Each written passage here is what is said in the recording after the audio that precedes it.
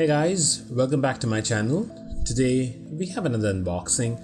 This time this is a Jio Fiber broadband connection review, and this I had installed it only today, and I'm just going to show you the installation and how the router looks like and what are the options that you have. This is not going to be an unboxing video because the representative had already installed it. So this is how the wire comes out. The white wire comes from the nearest Jio Fiber pole and it gets connected to the house, and from there it gets connected to this router. You have only one LED indicator, and then you have the Jio branding. At the back you have the fiber termination point, and you have some specification along with your MAC and your IP address. Now this is a dual band router, so it does support 5 GHz as well, and I paid 2,500 rupees for the router as well as for the installation along with the Jio setup box.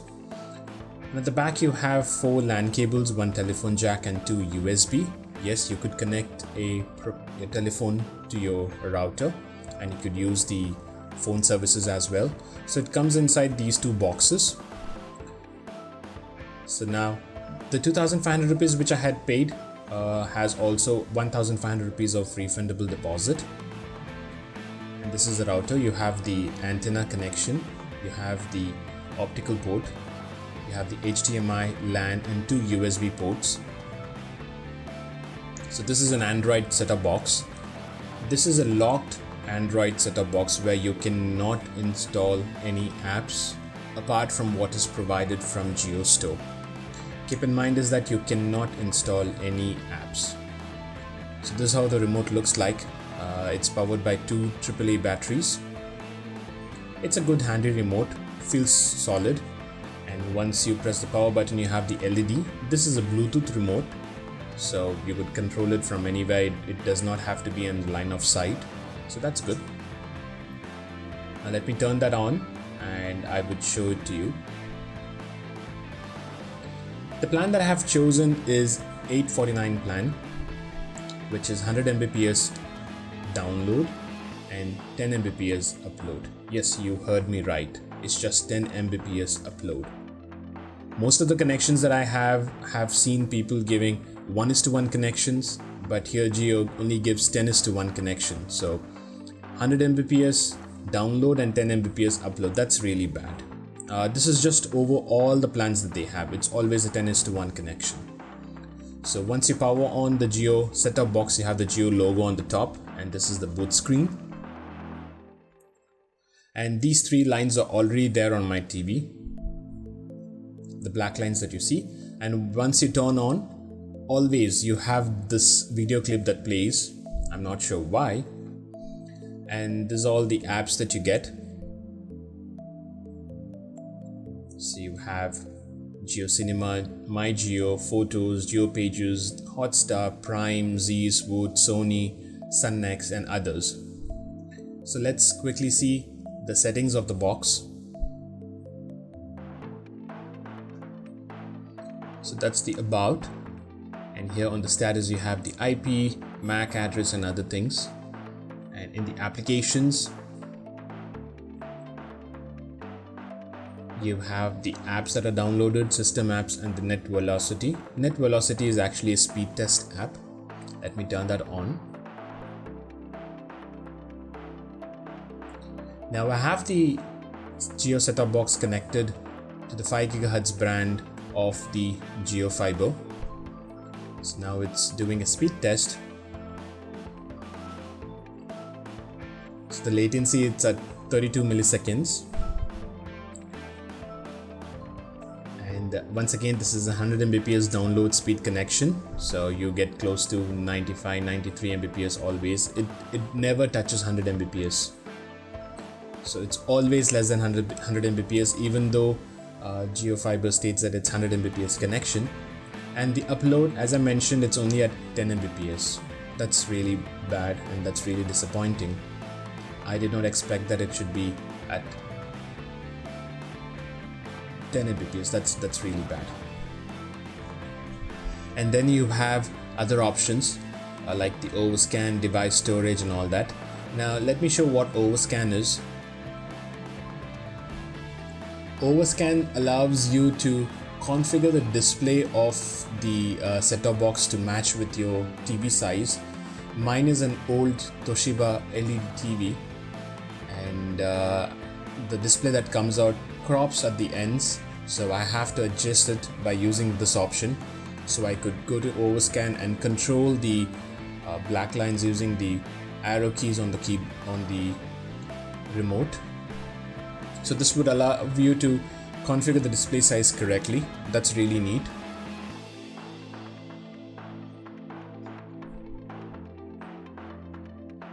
And then you have the other options, and then you have the HDMI resolution where you could choose the right resolution for your TV. And once again guys, this is a 4K set-top box. Now overall, if you see that the interface, it's quite smooth. The set-top box doesn't hang much. It's pretty good. And now you also have the support of Prime Video. If you have a Prime Video subscription already, you could use it, or you could buy the gold plan, in which you get 1 year of Prime Video subscription free. And this is the YouTube app.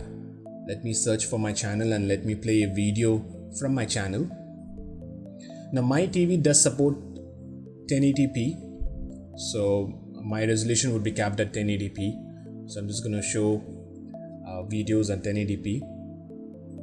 Now if you look at the smoothness, it's pretty good. It's pretty responsive. The Android box has 2 GB of RAM, so it's pretty smooth. You don't see much of a lag. That's really good. And also the buffering is not that much.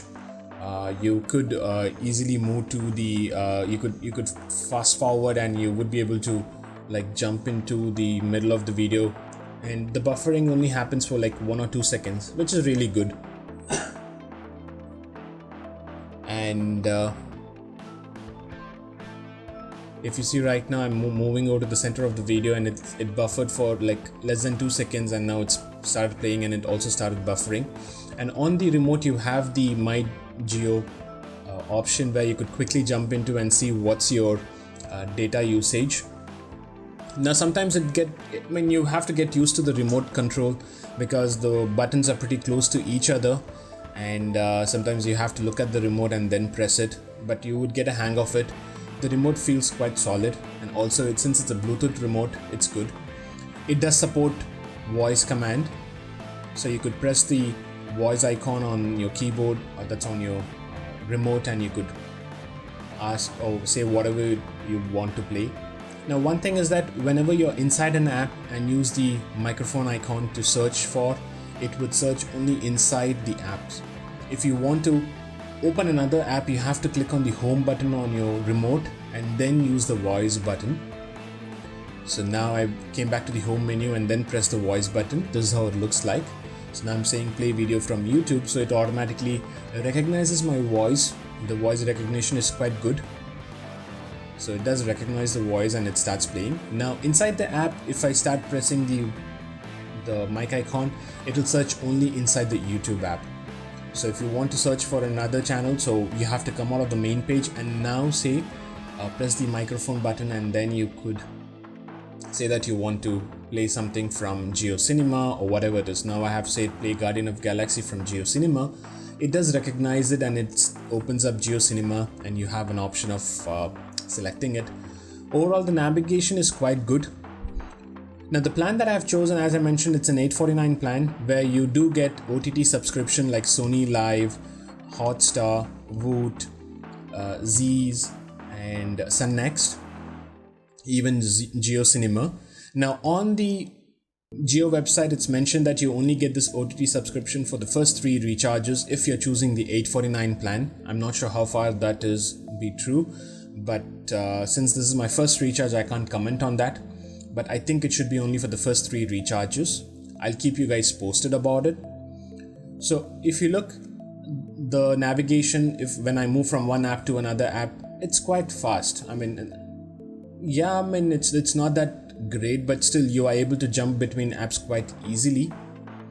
So you have the colors, that's the wood where you get all the colors channel. You have Z's where you get all the Z channels. You get all these subscription with your recharge of Jio Fiber.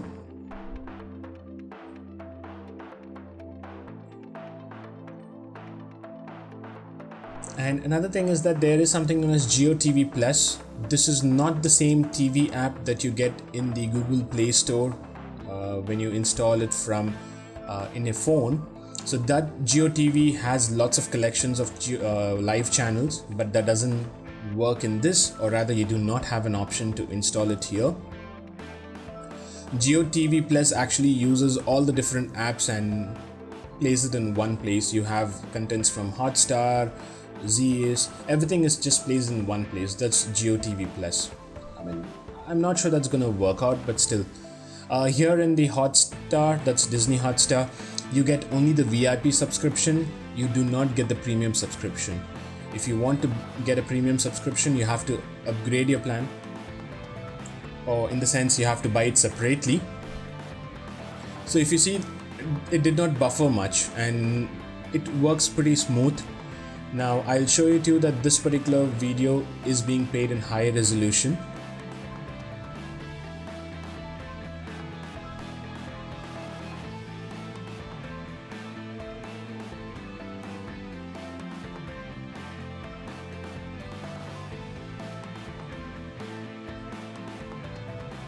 So I have chosen the high option. Now let me play it. And you have the audio and subtitle option. So let me go into the details. Now if you see, this particular video is being played at 1080p, which is good. And ignore those black lines. Black lines are already there on my TV. This is not because of the set-top box. And once again, if you want to play this video, the movie in English, you have to have the premium subscription. So all these apps you get and channels that you get in the Hotstar. Now the main reason I purchased this is because I thought this would replace my TV, the normal cable TV. Now yes, it's going to replace, but you do not have the vast variety of live channels that you get in the cable TV or D2H. So that's something which I'm missing. You only have a select set of channels. So that's bad. And also another thing is that when you stream something, this is going to consume data. If you're going to stream under 1080p, this is going to consume data. That's something that you should also keep in mind. So if there is a cap of say 150 GB on the base plan, then I think you would end up using it within like 2 weeks or even less than that. So that's something which you got to keep in mind. And also the data caps that Jio Fiber have is really very less. I mean 150 GB for the base plan, that's really bad. I mean, I don't think that's sufficient enough. Overall guys, if you take my take on it, if you ask me whether you buy this or not, I would suggest that if this is your first purchase of your fiber to home connection, then yes, it's a good deal. But if you're going to think that it's fast and if it's going to replace your existing connection, no, it would not. I currently use the ACT connection as well, which gives me 200 Mbps speed and also a data cap of 1250 GB, which is really huge. Now at the end, I would run some speed test and I will show it to you, because Jio Fiber's ping rate is really high, and I don't think I would continue using these services because this does not give me a value for money, and also these are the only apps that you get inside the Jio store. So this particular speed test is connected from my computer using a LAN cable. Same LAN cable I'm connecting in the Jio Fiber router as well as on my ACT router. So this is the speed that I get for Jio Fiber. Let me search for a different servers and I would run few speed tests. So as I mentioned, ping rate is always high. So I don't know why. I never had so much of high ping rates in ACT connection. And if you see, upload speed never goes above 10 Mbps, and download speed always it's less than 100 Mbps, close to 92, 95. similar to that. And also you do not have much of a configuration option in the Jio router that is provided. It's like a locked box. You don't even have your own username and password. I think they configure it using your MAC address, so I really don't think it's gonna work. Now this is my ACT connection. Look at my ping rate. Ping rate is just 1 millisecond to the ACT FiberNet speed test server, and I get close to 194 Mbps for upload, and download 168, and I'll show you a different server as well. Overall guys, I'm gonna stick with ACT, but the only advantage is that I'm gonna use Jio Fiber as my backup in case ACT is down for some time, because it's a prepaid connection. I could recharge at any point of time. If you liked my video, do subscribe to my channel and do give it a thumbs up. And if you have any suggestions, if you have any questions, please do leave it in the comment section below. Thank you so much for watching.